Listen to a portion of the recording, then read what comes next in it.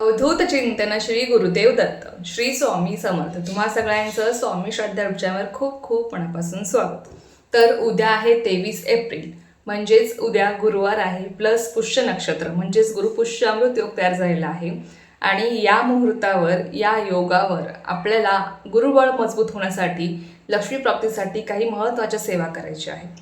बघा, गुरुपुष्यामृत योग जसं की वर्षातील 3.5 मुहूर्त असतात तसंच गुरुपुष्यामृत योग हा एक शुभ मुहूर्त मानला गेला आहे. गुरुपुष्यामृत योगावर तुम्ही जे कुठलं कार्य करता किंवा जे कुठलं तुम्ही खरेदी करता, जसं की सोनं असेल चांदी असेल, ते तुम्हाला कधीही मोडावं लागत नाही, विकावं लागत नाही, गहाण ठेवावं लागत नाही.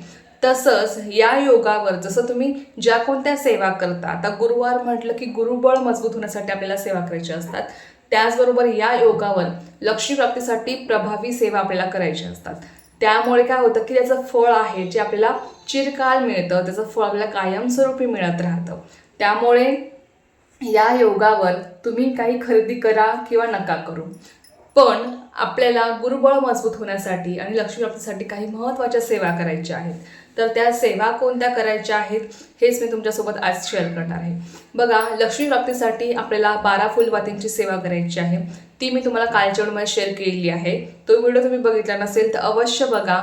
आणि खूप सुंदर तितकीच प्रभावी सेवा आहे. आणि ही सेवा फक्त आणि फक्त आपल्याला गुरुपुष्यम योगापासूनच सुरू करता येते.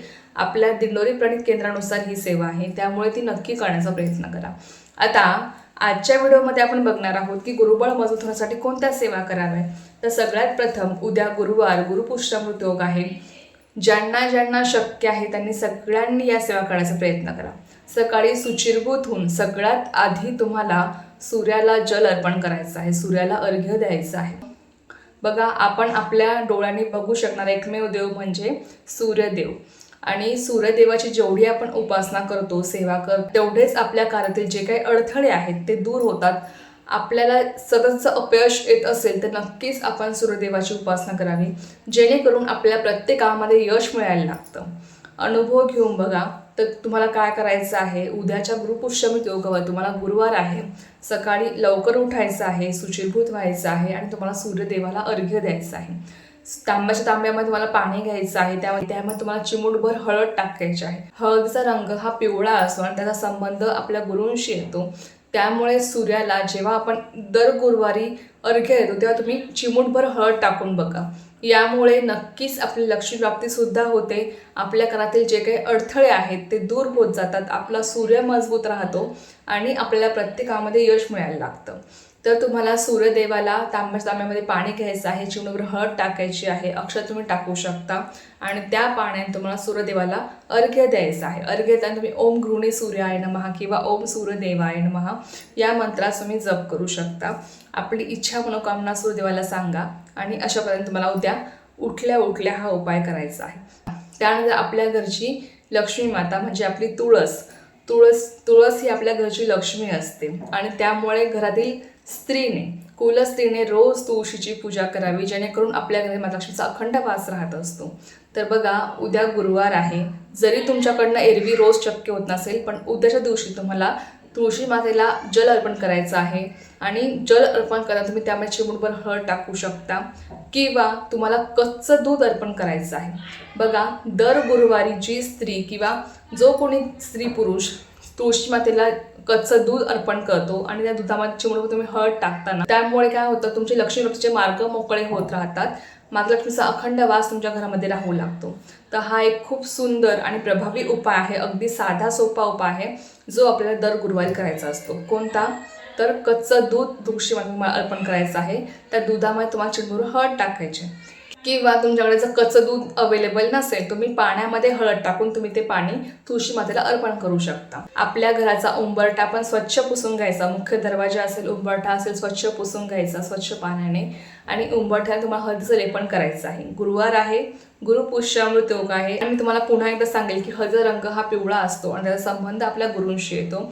त्यामुळे काय होतं, आपण जेव्हा उंबरठ्यावर हळदीचं लेपन करतो तेव्हा आपल्या घरात कुठली नकारात्मक ऊर्जा प्रवेश करत नाही किंवा आपल्या घरातली जी काही नकारात्मक ऊर्जा आहे ती घराच्या बाहेर जाते. आणि लक्ष्मी प्राप्तीसाठी सुद्धा हा उपाय अत्यंत महत्त्वाचा आणि तितकाच प्रभावी आहे. त्यामुळे उद्या नक्कीच उंबरठ्याला हळदीचं लेपन करायला विसरू नका.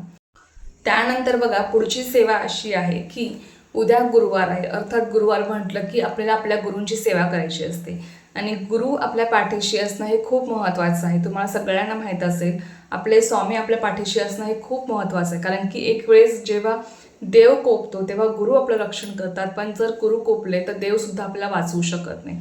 त्यामुळे गुरुबळ आपलं मजबूत असणं, गुरु आपल्या पाठीशी असणं, गुरूंचा आशीर्वाद आपल्या डोक्यावर असणं हे खूप जास्त महत्त्वाचं आहे.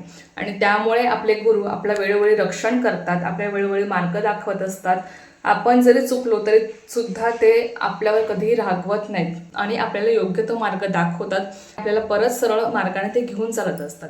त्यामुळे गुरूंचा हात आपल्या डोक्यावर असणं हे खूप जास्त महत्त्वाचं आहे.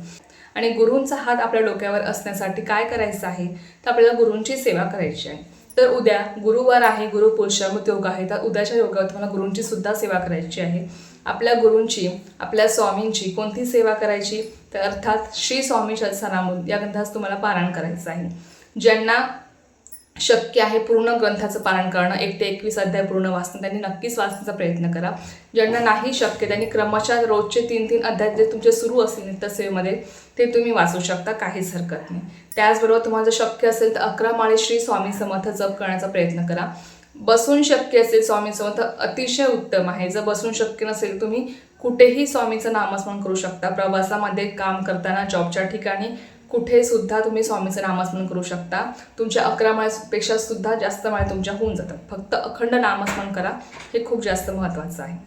त्यानंतर पुढची सेवा आहे ती म्हणजे तारक मंत्र. जर शक्य असेल तर 11 वेळेस तारक मंत्र म्हणण्याचा प्रयत्न करा.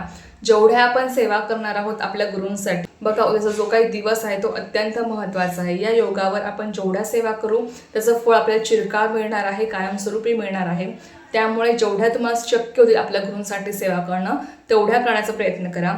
त्याचबरोबर माता लक्ष्मीसाठी कोणत्या सेवा करायच्या, तर तुमच्याकडे जर श्रीयंत्र असेल तुम्ही त्याच्यावर कुंकुमार्चन करू शकता. कुंकुमार्चन करताना तुम्ही ओम ऐं ह्रीं क्लीं चामुंडाय विच्चय हा जो काही 99 मंत्र आहे यामध्ये तुम्ही 1 माळ जप करू शकता. ओम ऐं ह्रीं क्लीं चामुंडाय विच्चय म्हणायचं, शेवटी नमो नमः म्हणायचं आणि तुम्हाला कुंकुमार्चन करायचं आहे. श्रीयंत्र असेल, देवीचा टाक असेल, देवीची मूर्ती असेल, महालक्ष्मी मातेची मूर्ती असेल, तर तुमच्याकडे यापैकी काही असेल त्यावर तुम्ही कुंकुमार्चन करू शकता.